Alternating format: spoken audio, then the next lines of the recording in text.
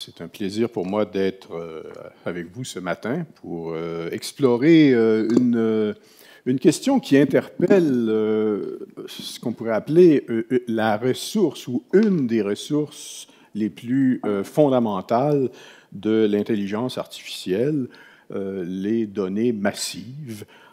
Et la perspective dans laquelle je vous propose de situer cette réflexion, c'est celle de la perspective juridique. Autrement dit, c'est bien de constater que l'intelligence artificielle doit se développer selon une série de principes qui appellent au respect des valeurs éthiques. Mais lorsqu'on progresse et au fur et à mesure que s'implantent les solutions fondées sur l'intelligence artificielle, se pose la question des droits et des obligations des personnes ou des entreprises qui utilisent ce type de ressources ou ce type de procédés. Et c'est là qu'interviennent les problématiques juridiques, c'est-à-dire quels sont les droits que l'on peut prétendre à l'égard des ressources qui sont utilisées pour assurer le fonctionnement et l'efficacité de ces procédés fondés sur l'intelligence artificielle. Alors, je vais vous proposer cette réflexion qui, en fait, reflète une recherche en cours dans le cadre d'équipes de recherche au Centre de recherche en droit public de l'Université de Montréal, dans lequel je travaille, et autour, donc, des données personnelles. Donc, voilà quelque chose qui est particulièrement présent tout au long dans ce cheminement et dans cette vie connectée qui est désormais notre vie de plus en plus. Alors, on va explorer ce qu'on pourrait appeler les paradigmes hérités du 20e siècle à propos des données personnelles et qui sont souvent le principal mécanisme à partir duquel on définit les droits et les obligations à l'égard des données.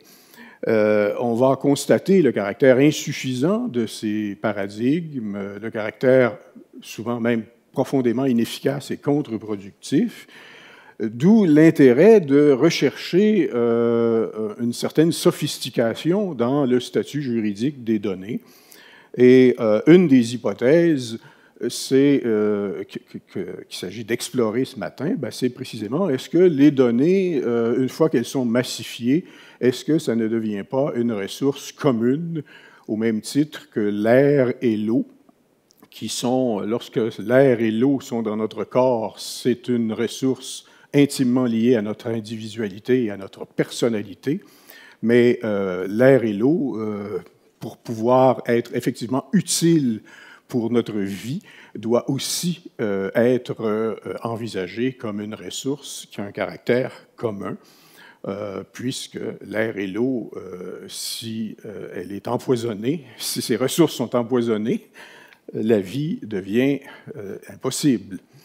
Et donc, c'est à partir de cette analogie qu'on va conclure en relevant le fait qu'il y a dans les données massives un enjeu de souveraineté nationale, de capacité des États d'intervenir pour imposer et faire respecter des obligations relatives au fonctionnement d'outils complexes comme ceux qui sont fondés sur l'intelligence artificielle et d'autres environnements technologiques.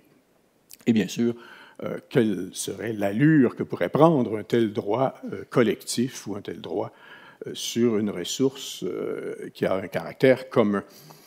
Alors, un petit aperçu du droit des données personnelles, c'est-à-dire le droit des données personnelles, lorsqu'on est dans le monde connecté, finalement, on le constate à chaque fois qu'on arrive par exemple, sur un site web où on se fait raconter qu'on utilise des cookies et on nous demande d'accepter. Et en effet, finalement, le droit des données personnelles qui s'est développé à compter du dernier quart du 20e siècle, un peu partout dans les pays démocratiques, c'est un droit qui essentiellement reconnaît aux individus une faculté de contrôler ce qu'il advient des données qui le concernent, les données personnelles, donc les données concernant son identité, concernant ses caractéristiques, les données sur son image, sur ses allées et venues, et ainsi de suite. Tout ça est régi essentiellement par un cadre juridique qui repose essentiellement sur le consentement individuel. Consentement individuel qui est devenu profondément banalisé. En fait, finalement, dans l'univers connecté, c'est devenu un droit de cliquer ou non, j'accepte. Si on clique j'accepte, on peut profiter des nombreuses possibilités que nous offrent les objets associés au monde connecté, comme par exemple les moteurs de recherche ou d'autres outils qu'on utilise maintenant au quotidien. Et si on refuse, on retourne en forêt, on allume un bon feu et on s'assoit tranquillement parce que finalement, on ne peut pas interagir ou on ne peut pratiquement pas interagir dans le monde connecté. D'où un phénomène de banalisation du consentement. C'est-à-dire le consentement est devenu essentiellement une sorte de droit de se faire interposer un écran où on a la possibilité de dire « j'accepte ». Et si on n'accepte pas, on nous dit « écoutez, bonjour, merci, les fonctions auxquelles vous aurez accès seront particulièrement restreintes puisque vous n'acceptez pas que l'on collecte vos données personnelles ». Et donc, ce que ça révèle, c'est qu'en fait, les données personnelles sont devenues un intrant absolument essentiel. Certains auteurs parlent de pétrole du 20e siècle, ou du 21e siècle, pardon, en disant que c'est la ressource qui est devenue tout à fait cruciale. Et de fait, comme nous le verrons, c'est la ressource à partir de laquelle on génère de la valeur dans les environnements connectés. Cette ressource, elle est, en raison du cadre juridique actuel qui prévaut dans la plupart des pays, elle est, la valeur de cette ressource, elle est essentiellement expropriée. Hein, c'est un cadre, on a un cadre juridique qui permet, en pratique, de considérer l'information personnelle comme une marchandise négociable. Et en effet, il y a toute une industrie qui repose sur la collecte et le commerce des données personnelles qui sont quotidiennement transigées, même si on s'épuise à nous raconter que c'est une ressource hors commerce au plan juridique, que ce n'est pas censé faire l'objet d'un commerce. Mais pourtant, c'est ce qu'on achète, c'est ce qu'on vend, c'est ce que l'on transige lorsque l'on s'intéresse ou lorsque l'on est dans l'industrie de la publicité en ligne, par exemple, ou les moteurs de recherche, qui sont probablement les outils les plus couramment utilisés par le commun des mortels et qui carburent aux données et à l'intelligence artificielle. D'où un constat de mutation juridique des données. C'est-à-dire que les données, une fois massifiées, c'est autre chose qu'une ressource individuelle. Ça a cessé d'être une ressource individuelle. Un peu comme l'air qui est dans nos poumons. Une fois qu'il est expulsé de nos poumons, ce n'est plus une ressource individuelle. Ça retourne dans la ressource collective que nous partageons tous, l'air qui nous permet de vivre et de respirer. Et dans ce sens-là, le droit de la protection des données personnelles, qui a été hérité finalement de l'informatique de la fin du 20e siècle et qui visait à assurer aux individus le contrôle des informations qui les concernent, on se rend compte qu'il est très mal conçu, très mal calibré pour encadrer les activités et surtout les activités de création de valeur qui reposent sur l'agglomération et la massification et les traitements des données massives. Ces données, en quelque sorte, perdent leur caractère personnel lorsqu'elles se détachent de l'individu, lorsqu'elles soient ou non anonymisées et qu'elles se fondent dans les masses de données. Ce n'est plus des données personnelles, à tel point qu'on peut même dire c'est tellement plus des données personnelles qu'on imagine assez mal qu'on puisse, de façon valable ou de façon signifiante, consentir aux usages que l'on peut faire des données massives, par exemple, qui résultent de la compilation des du simple fait qu'une multitude de personnes disposant d'un appareil connecté sont présents dans la même salle ou dans le même lieu. Que signifie le consentement individuel en guise de mécanisme de contrôle, un mécanisme qui définit les droits et les obligations à l'égard de la ressource lorsqu'il y a une telle massification. En fait, ce que ça permet de révéler, c'est qu'une fois massifiées, les données changent de nature. Les renseignements personnels concernent des objets déterminés. Elles se caractérisent par leur capacité à identifier l'une ou l'autre des caractéristiques d'un individu, un individu distinct des autres. Mais au fur et à mesure qu'elles sont massifiées, les données n'ont plus ce même type d'objet déterminé. Elles conservent bien sûr un potentiel d'identification, c'est tout le phénomène de la réidentification, mais on pourrait probablement convenir qu'au plan juridique, la réidentification s'assimile à de la surveillance, à de l'espionnage. C'est la version 21e siècle de l'activité consistant à mettre son oreille sur le mur pour écouter le voisin, finalement. D'où cette idée. Et jusqu'à maintenant, on constate que dans les sciences sociales, on a vraiment, on s'est beaucoup concentré autour du paradigme de la société de surveillance pour rendre compte de cette situation par laquelle les données sont massifiées et deviennent une ressource importante, sinon fondamentale, dans la création de valeur dans la société connectée.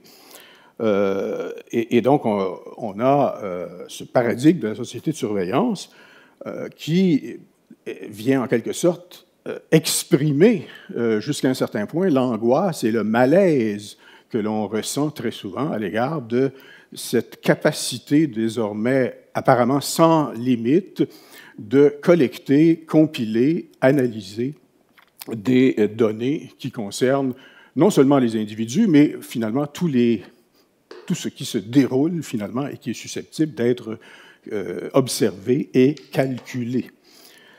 Sauf que le paradigme de société de capitaliste de surveillance est un paradigme intéressant, mais une fois qu'on a dit ça, qu'est-ce qu'on fait? Parce qu'en fait, c'est comme si on avait dit la société capitaliste qui s'est développée au 19e siècle repose sur l'accumulation du capital, et donc on peut décider de s'en désoler et de le subir, mais on peut aussi, et c'est ce qui s'est passé dans la plupart des sociétés humaines, on a mis en place des mécanismes de régulation pour assurer, par exemple, une répartition plus équitable, qui est toujours perfectible, entre les détenteurs de capital et ceux qui travaillent, par exemple. Et donc, essentiellement, lorsque on constate que les données personnelles ou les données sont devenues un intrant important dans la création de richesses, il faut se poser la question de savoir de quelle façon devrait-on concevoir les droits et les obligations qui peuvent être exercées sur ces ressources. Et une fois massifiées, les données qui sont produites par l'ensemble des faits et gestes qui surviennent dans les différents milieux, dans les différents environnements, une fois qu'elles sont massifiées, ces données acquièrent de la valeur, permettent de générer de la richesse, et c'est généralement en déterminant et en définissant les droits et les obligations de tous ceux qui sont engagés dans la production de richesse que les sociétés régies par des lois, que les sociétés démocratiques définissent les conditions du vivre ensemble. Une fois qu'on a établi les valeurs avec lesquelles on doit composer, il faut se poser il y a l'étape suivante, c'est de se demander, pour s'assurer que ces valeurs-là sont véritablement respectées, il faut associer ça à des droits et à des obligations.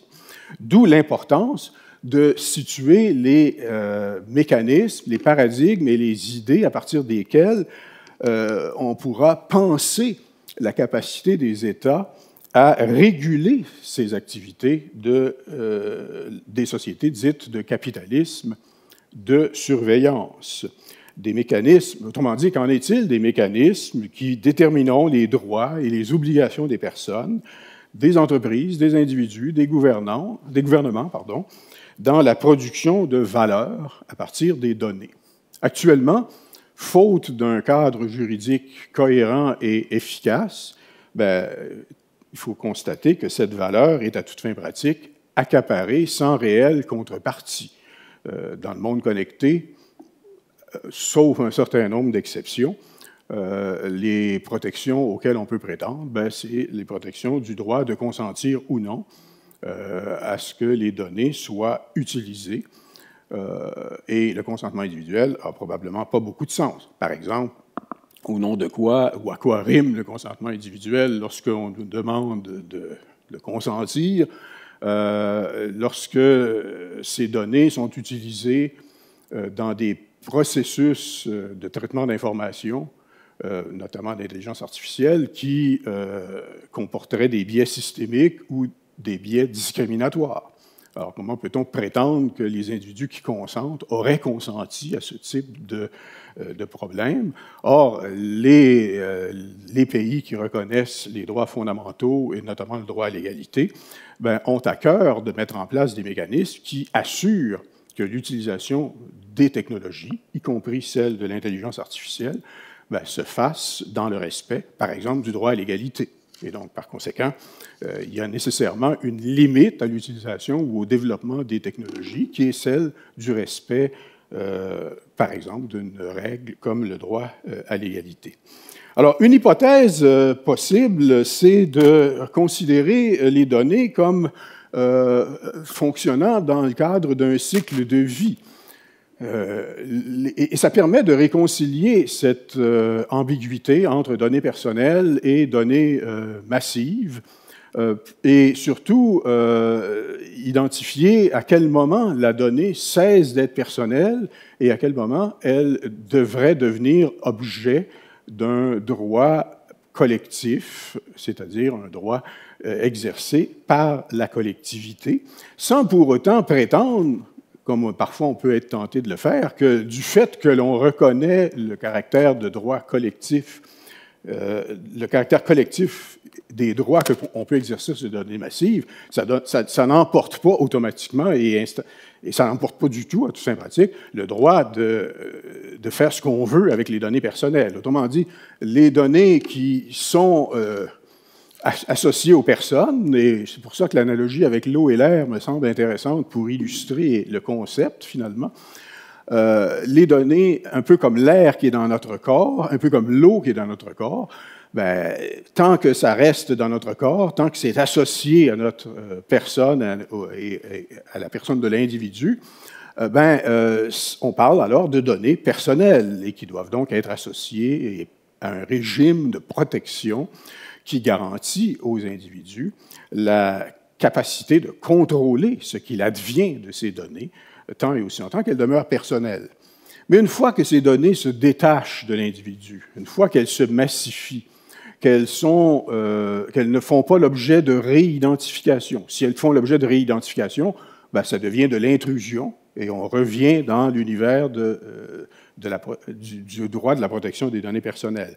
Mais dès lors qu'elles se détachent, elles sont de plus en plus assimilables ou elles ressemblent de plus en plus à une ressource collective comme l'eau et l'air. Et cette ressource collective qu'est l'eau et l'air, on comprend très bien qu'elle ne se régule pas à partir d'une question de consentement individuel, elle se régule à partir de règles beaucoup plus globales. Quelques exemples concrets, par exemple le système de recommandation de Netflix dans le domaine de l'audiovisuel. C'est un système qui fonctionne, qui carbure à l'intelligence artificielle.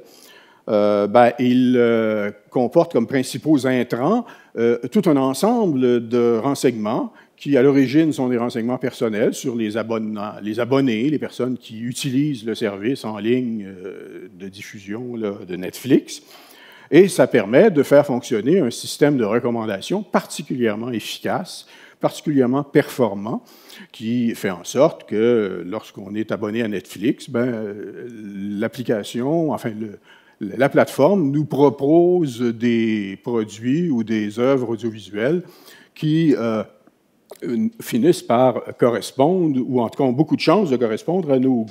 On a là un exemple de valorisation des données, c'est-à-dire que par cette capacité de capter et de traiter les données, on crée de la valeur. Et c'est d'ailleurs pour cette raison qu'il y a des marchés, des marchés secondaires par lesquels ces mêmes données seront transigées sur le marché de la publicité, par exemple. Et donc, il y a certainement un intrant qui, dans ce cas-ci, sert au calcul de l'attention. Et donc, à l'égard de l'audiovisuel, pour prendre cet exemple, il y a là une analogie avec une autre ressource qui a été souvent associée à la création de richesses dans l'univers de l'audiovisuel. Dans les premières années de la radio et plus tard de la télévision, les législations de la plupart des États du monde reposaient sur l'idée que ces médias audiovisuels peuvent fonctionner parce qu'ils utilisent une ressource qui a un caractère public, c'est-à-dire les fréquences radioélectriques. Et ces fréquences radioélectriques, c'est ce qui était la ressource à partir de laquelle on pouvait créer de la richesse, c'est-à-dire diffuser et éventuellement bénéficier d'une capacité de diffusion. Dans l'univers connecté, la capacité de calculer l'attention grâce à la possibilité de collecter et compiler des données personnelles, ça constitue un nouveau facteur de création de valeur. Et la question qui se pose, c'est au nom de quoi cette valeur échapperait à la collectivité et demeurerait essentiellement une valeur disponible uniquement, par exemple, aux entreprises qui l'utilisent. Et donc, et ça permet de répondre à une des questions qu'on a souvent. Qu'en est-il du partage des données? Qu'en est-il des pratiques abusives des entreprises qui souvent sont devenues des oligopoles? On n'a qu'à penser, par exemple, aux grands moteurs de recherche ou aux grandes entreprises actives sur Internet. Des entreprises qui, finalement, utilisent, et parfois de façon abusive, des données qui, à l'origine, étaient personnelles, mais ensuite ont fini par être massifiées. Et finalement, c'est les incidents qu'on a vus au cours des années, Cambridge Analytica, la manipulation des environnements comme les réseaux sociaux. Et la seule réponse que les lois, souvent, ont à offrir à ça, c'est de dire, les gens ont le droit ou non de consentir. Et comme ils ont consenti, il faut tout au plus se désoler des dérives et des abus. C'est, il me semble, un indice du caractère insuffisant des paradigmes à partir desquels on peut appréhender ce type de réalité. Et une des pistes possibles, c'est de reconnaître qu'une fois massifiées, les données massives deviennent des ressources collectives, des ressources qui appartiennent finalement à la collectivité. Et en effet, lorsque les faits et gestes qui génèrent des données se déroulent sur un territoire national et sont observés, est-ce qu'il n'y a pas là l'existence d'une ressource qui, à l'égard de laquelle les collectivités qui se trouvent de ce fait observées peuvent prétendre, à tout le moins, avoir un droit de regard. Une fois, autrement dit, que les données ne sont plus uniquement des données individuelles, mais ont un caractère collectif, est-ce que cela ne devrait-il pas venir avec un droit reconnu à la collectivité d'avoir au moins son mot à dire, d'avoir un droit de regard sur ce qui est fait et surtout sur la production de valeur à partir de ces données. En somme, c'est un enjeu de souveraineté, finalement, parce que désormais, la capacité d'extraire des données dans un environnement social déterminé est devenue un facteur crucial de création de richesses. Et si on veut véritablement assurer la capacité des États à imposer des conditions, imposer des balises, assurer, par exemple, le déploiement de dispositifs qui carburent à l'intelligence artificielle et à d'autres procédés qui utilisent des données, ben, si on veut assurer cette capacité-là, ben, il faut nommer au plan juridique cette ressource. Il faut être en mesure de dire, ben voilà, une ressource qui, en raison de son caractère collectif, devient en quelque sorte un objet sur lequel les États peuvent imposer des conditions, peuvent imposer des limites. Autrement dit, c'est de cette façon, finalement, qu'on fait le lien entre les principes éthiques, qui, une fois énoncés, sont bien beaux, mais comment on fait pour les transformer en obligations? Alors, une des façons de transformer ces principes éthiques en obligations, donc en règles impératives que devront respecter ceux qui sont concernés, ben, c'est de nommer la ressource, de dire, voilà, cette ressource, elle a un caractère collectif, et en raison de ce caractère collectif, ben, les collectivités, notamment par le truchement des instances démocratiques ou d'autres types de collectivités, peuvent exercer leur souveraineté. Et c'est dans ce sens-là qu'il y a un enjeu de souveraineté qui est souvent mentionné, souvent évoqué, notamment lorsqu'il est question de cette fameuse société de surveillance dont plusieurs auteurs parlent toujours. Mais voilà comment cet enjeu de société de surveillance devrait-il être envisagé dans un univers où on n'est pas prêt à accepter cette idée selon laquelle on est dans une société de surveillance, on ne peut rien y faire. Si on veut y faire quelque chose, ben, il faut que les États soient outillés pour pouvoir agir. Et une des façons de le faire, ben, c'est de le faire à partir d'un statut juridique reconnu à la ressource. Et c'est dans ce sens-là qu'il y a là un enjeu de souveraineté. Les données doivent être, certes, protégées comme ressources individuelles, mais massifiées, ça devient un enjeu de souveraineté, un peu comme l'air et l'eau qui se trouvent sur le territoire d'un État, par exemple. L'eau qui se trouve sur notre territoire, ben, c'est un enjeu de souveraineté. On n'admettrait pas que quelqu'un puisse décider de partir avec et de n'avoir aucun de compte à rendre à personne. Donc, il y a là un enjeu de souveraineté qui est de plus en plus visible, qui est de loin et qui dépasse de très loin les seuls enjeux individuels qui, jusqu'à maintenant, ont été les enjeux qui ont été pris en charge par les lois sur la protection des données personnelles. D'où cette idée d'un droit collectif sur les données massives. Est-ce que les données massives ne devraient-elles pas faire l'objet d'un droit collectif, c'est-à-dire un droit reconnu aux collectivités? Ça pourrait se décliner en plusieurs volets, en plusieurs segments. On pourrait très bien imaginer que les données sont associées, enfin les données une fois massifiées, sont assimilables à une ressource qui a un caractère commun, une ressource qui peut bien sûr être utilisée à des fins privatives, mais lorsqu'elle est utilisée à des fins privatives, elle est utilisée moyennant des conditions, elle est utilisée moyennant des règles qui, par exemple, permettraient de fonder des mécanismes de régulation qui verraient, par exemple, à assurer que les dispositifs et les procédés qui sont utilisés et qui sont alimentés avec cette ressource que constituent les données massives, bien que ces procédés fonctionnent en conformité avec, par exemple, les droits fondamentaux des personnes,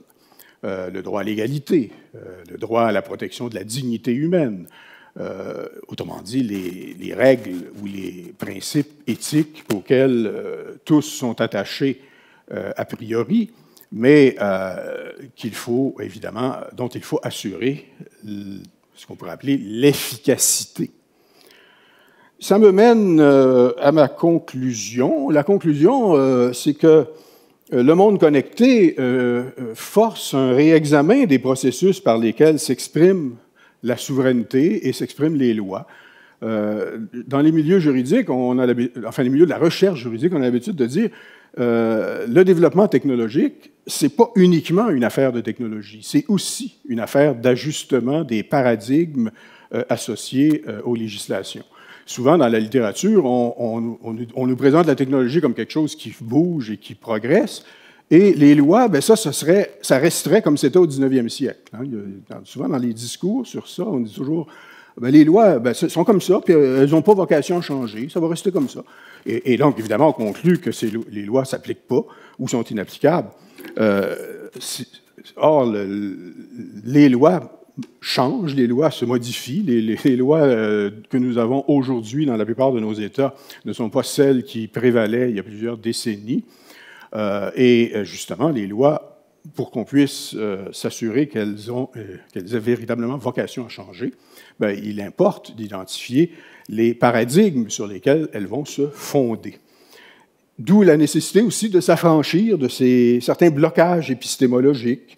Par exemple, un des blocages épistémologiques le plus néfaste, à mon sens, c'est cette persistance ou cette insistance à continuellement vouloir traiter la question des données comme étant une affaire individuelle, une affaire de données personnelles, qui ne serait en quelque sorte redevable qu'au consentement des individus, alors que de plus en plus, des utilisations de ces données et surtout des procédés de création de valeur qui fonctionnent à partir de données ne peuvent pas véritablement être encadrés de manière signifiante par le seul consentement des individus. Pour illustrer, bien, comme je le mentionnais un peu plus tôt, ce n'est pas réaliste ou ce n'est même pas sérieux de prétendre garantir le fonctionnement en conformité avec le droit à l'égalité de procédés fonctionnant à l'intelligence artificielle, simplement en demandant aux gens de consentir. On dirait, on arrive sur un espace en ligne ou un espace collecté, on vous dirait, bien, voulez-vous consentir à ce que, par exemple, vos données personnelles, avec celles de tous vos concitoyens, puissent être utilisées dans des systèmes qui, by the way, pourraient être discriminatoires? Alors, au plan logique et au plan rationnel, il paraît aberrant de penser que les individus pourraient consentir à ce type d'opération.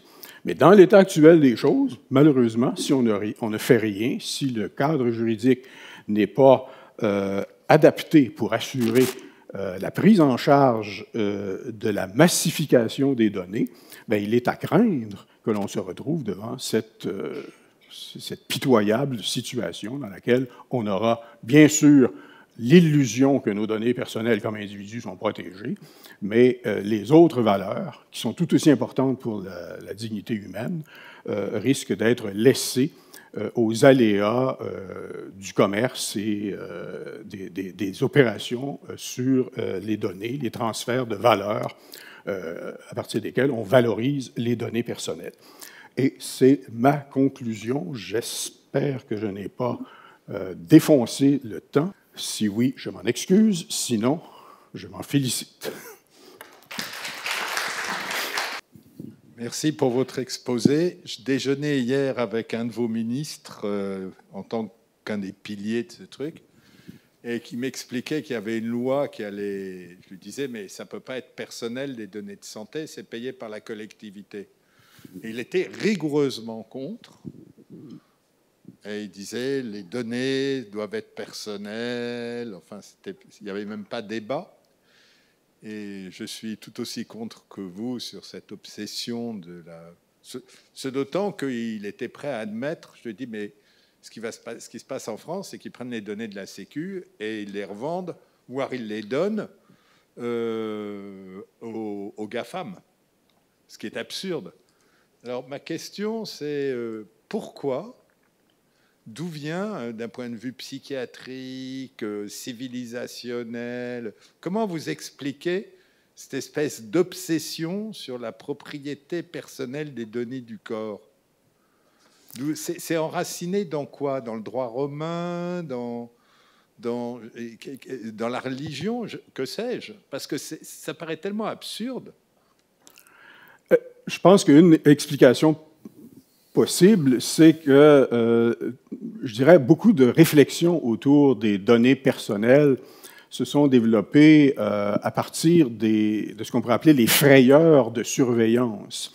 C'est-à-dire que, par exemple, les lois européennes sur l'informatique et la liberté, et les libertés comme la loi française, ont été développées pour répondre à des craintes sur les capacités considérables de surveillance des individus que pouvaient engendrer les traitements informatiques. Et on est resté sur cette idée. Et on est resté sur cette idée. D'abord, on a raison d'être resté sur cette idée, parce que les potentiels de surveillance, les potentiels de porter préjudice aux individus demeurent considérables. Et ça, je ne le nie pas. Et donc, ce que ça indique, c'est que la protection des données personnelles au niveau de l'individu, elle est nécessaire, mais elle n'est plus suffisante. C'est-à-dire qu'il faut y adjoindre, il faut y ajouter un niveau de protection qui se situe non plus au niveau des individus, mais au niveau collectif. Et autrement dit, l'un ne va pas en contradiction avec l'autre. Il ne s'agit pas de dire on balance la protection qui protège les individus. Cette protection est plus nécessaire que jamais. Par contre, la protection de ce qu'on pourrait appeler les intérêts collectifs, les intérêts sociétaux, elle apparaît de plus en plus nécessaire. Et l'utilisation des données massifiées ne pose pas tant de problèmes que ça à l'égard des individus. Mais par contre, peut engendrer un certain nombre d'enjeux au niveau des collectivités. Et ce blocage auquel vous faites référence fait en sorte qu'on se braque tellement sur la relation entre l'individu et les données personnelles qu'on s'interdit d'envisager des mécanismes par lesquels, par exemple, on pourrait libérer de façon concertée, mais aussi encadrée, le potentiel de bienfaits qui peut résulter de l'utilisation de données massives, notamment pour assurer une meilleure compréhension, notamment du fonctionnement des services publics. Mais très souvent, lorsqu'on arrive à suggérer ça, on se heurte à des discours sur les possibles dérives là, associées à de prétendues violations du droit de la protection des données personnelles. Alors que probablement que la vraie réponse, à mon sens, c'est de renforcer la protection des règles relatives à la protection des données personnelles pour ce qui est des individus, tout en permettant, mais de façon encadrée, et c'est à cette condition-là qu'on y arrivera, l'utilisation de ces données. Parce qu'actuellement, on prétend qu'on ne le permet pas, mais ça se fait quand même. Hein, vous mentionnez vous-même, les GAFA sont les plus gros détenteurs de données personnelles. Google en sait plus long sur l'évolution des épidémies que nos ministères de la Santé. Moi, je pense que c'est une mécompréhension de la nature multiforme des données. C'est-à-dire que cette ressource est mal comprise dans nos sociétés.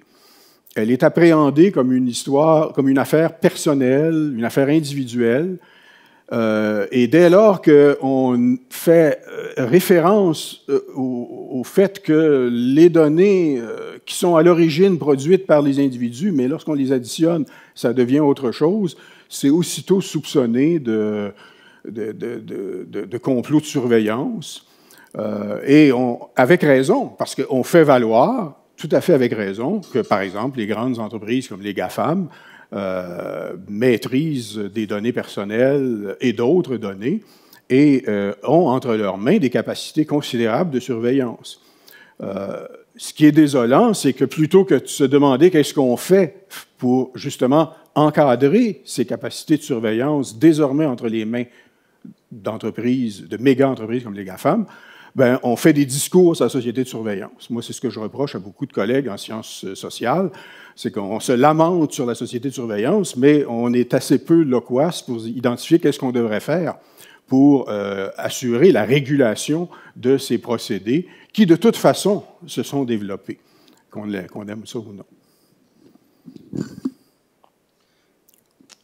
Bonjour. Un commentaire et deux questions. D'abord, je me rappelle quand vous étiez un des seuls juristes qui parlait qu'est-ce qui se passait au consentement pour les données personnelles dans les contrats des GAFA. Et maintenant, on voit un certain consensus maintenant de juristes. Qu'est-ce qui s'est passé, la détérioration du consentement à ces sujets. En même temps, ce qui nous fait maintenant dire qu'on puisse dire que le consentement pour l'usage de données personnelles, c'est devenu quelque chose de ridicule, même, c'était très dangereux même pour le droit. Alors, parce que le consentement est toujours un institut trop important pour le droit pour le jeter à la poubelle tout de suite, parce qu'on a toute une construction sur ça. Alors, ça me fait penser, une question pour un chercheur, ce n'est pas nécessairement pour un avocat, ça. Si on ne doit pas à ces moments regarder d'autres solutions qui se passent avec les consentements qui marchent mieux que les consentements individuels, libéraux qu'on a convenus pour les données personnelles. Par exemple, ce qui se passe avec les peuples autochtones, qui, oui, ils passent par des consultations, par des protocoles, mais le consentement, c'est jamais individuel. Le consentement préalable, informé et bien informé, il doit passer de façon collective, jamais individuelle, et pour que ça puisse avoir n'importe quel pouvoir d'exécution. Alors, quand vous parliez de la question de données personnelles comme un droit collectif, est-ce qu'on doit penser, si possible, de passer de ce paradigme de consentement individuel au consentement collectif, peut-être, comme le document du gouvernement du Canada a mis comme le Data Trust, excusez, je ne me rappelle plus le nom en français, qui pense de concentrer les données personnelles, mais est-ce que ça serait une sortie pour une pensée de réaccommoder le consentement, l'idée qu'on pourrait avoir des organismes publics comme des agences ou privés comme des institutions qui auraient un pouvoir comme les syndicats ont, par exemple, pour contrôler et pour donner l'avis sur les consentements de données personnelles.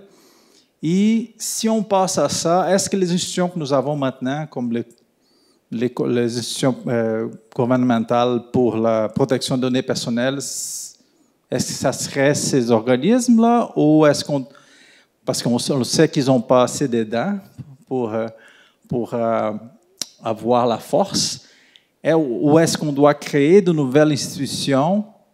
Qu'est-ce que vous pensez? Parce que ce sont des questions qui ne sont pas juste juridiques, ce sont des questions politiques aussi, que c'est ça que j'aimerais vous écouter, si possible. En fait, il me semble qu'il faut à la fois renforcer les organismes qui ont pour vocation de protéger les données personnelles tant et aussi longtemps qu'elles concernent les individus, mais il faut également outiller l'ensemble des autres régulateurs au sein de la société pour encadrer l'usage responsable des données une fois massifiées. Ça peut vouloir dire un encadrement qui a déjà commencé d'ailleurs dans le domaine des marchés financiers, un encadrement dans le domaine de la santé, des données de santé et des données collectives de santé. Donc, des encadrements qui, finalement, reconnaissent que les données, une fois massifiées, sont un facteur important de création de valeur, mais qui comportent également des enjeux considérables, non seulement pour les individus, et là, on peut dire que c'est pris en charge adéquatement par les instances de régulation des données personnelles, comme le commissaire à la vie privée au Canada, mais aussi les autres régulateurs qui souvent ont tendance à, par exemple, les institutions du milieu de la concurrence, qui ont tendance à considérer que c'est tout à fait correct que les données soient vendues. Tant et aussi longtemps qu'on n'a pas de pratique anticoncurrentielle, on peut vendre les données, on peut les échanger, on peut avoir des pratiques plus ou moins monopolistiques sur l'usage des données, on peut les contrôler à sa guise. Et tant qu'il n'y a pas de véritable enjeu de concurrence, on laisse faire. Et on postule de façon complètement naïve, à mon sens, que les individus ont toujours le choix de refuser. Et c'est un peu les institutions de concurrence dans certains pays disent, si les individus refusent, évidemment, c'est comme ça que la concurrence joue son rôle. On voit bien que ce n'est pas comme ça que ça fonctionne. Les usages que l'on fait des données personnelles, ce sont des usages qui sont devenus incontournables pour la plupart des personnes. Et donc, il faut ajuster la régulation en conséquence. Et il faut le faire en faisant aussi évoluer les mécanismes juridiques. C'est certain que si on essaie d'encadrer ces enjeux-là avec des mécanismes qui ont été développés au 19e siècle, on n'y arrivera jamais.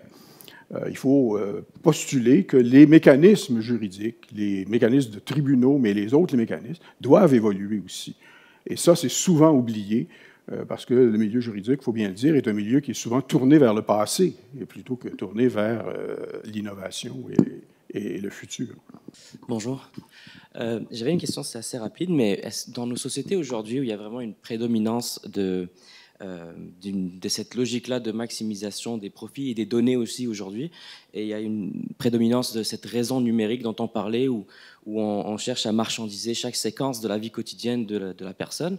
Est-ce que vous pensez qu'on peut réellement réguler les GAFAM au Québec? Parce qu'il me semble partout dans le monde, il y a un certain déséquilibre dans le rapport de force entre justement des entités comme le GAFAM et des gouvernements. Ils sont quasiment plus puissants que certains gouvernements. On voit en Union européenne qu'il y a des tentatives de réguler, mais qu'en est-il ici au Québec? Oui, c'est une excellente question. En fait, il s'agit d'un environnement qui fonctionne en réseau. Et les États doivent apprendre à travailler en réseau. Et dans ce sens-là, c'est là que les instances européennes produisent, je dirais, des solutions intéressantes. Parce qu'ils produisent des règles qui s'appliquent à un vaste ensemble de pays, un marché considérable, qui a une influence sur les autres juridictions. Et il me semble que l'approche la plus susceptible d'assurer cette régulation, c'est de mettre en place des mécanismes, des lois ou des mécanismes de régulation nationaux qui fonctionnent en réseau, en connexion avec les autres juridictions qui partagent des valeurs communes, comme par exemple l'Europe, le Canada, la Nouvelle-Zélande, l'Australie, donc des pays et d'autres pays aussi, qui partagent des valeurs communes.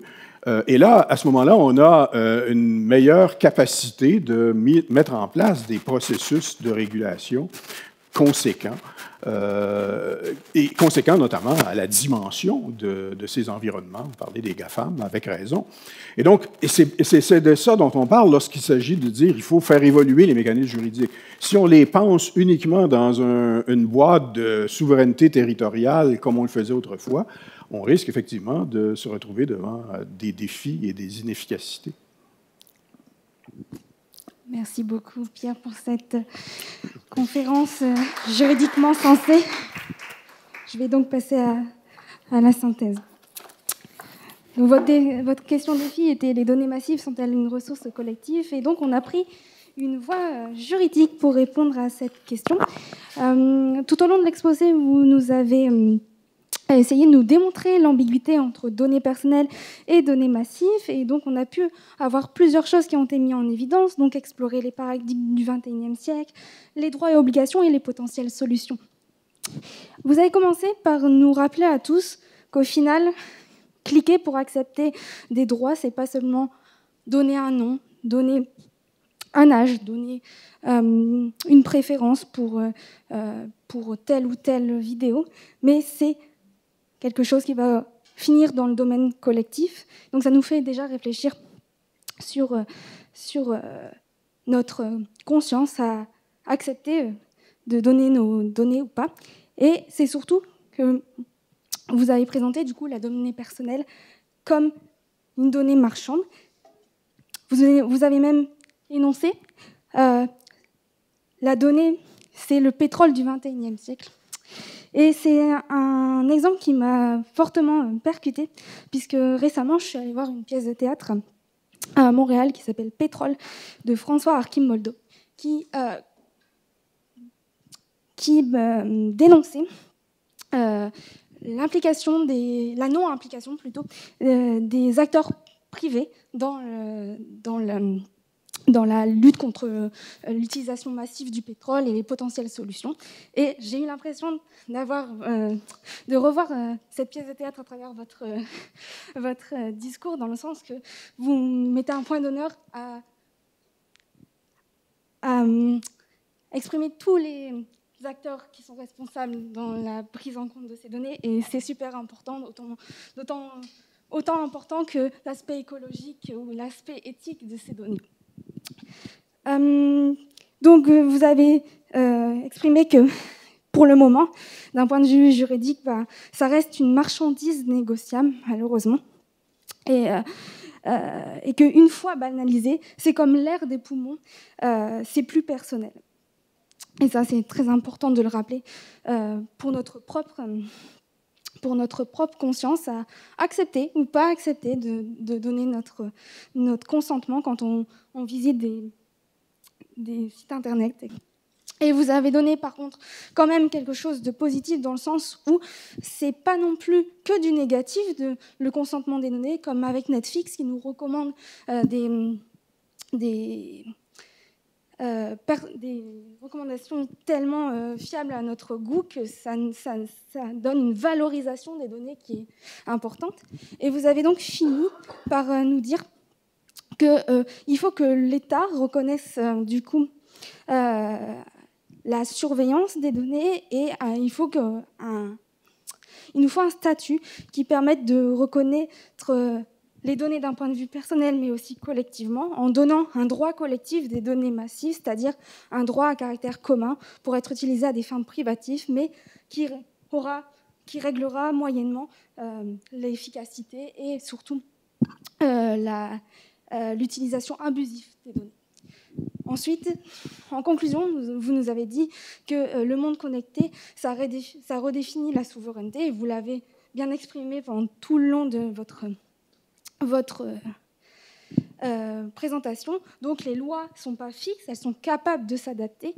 Ça m'a fait penser à la course à l'armement en biologique. C'est-à-dire qu'il y a quelque chose qui est innové, on s'adapte. Et c'est un processus en cercle.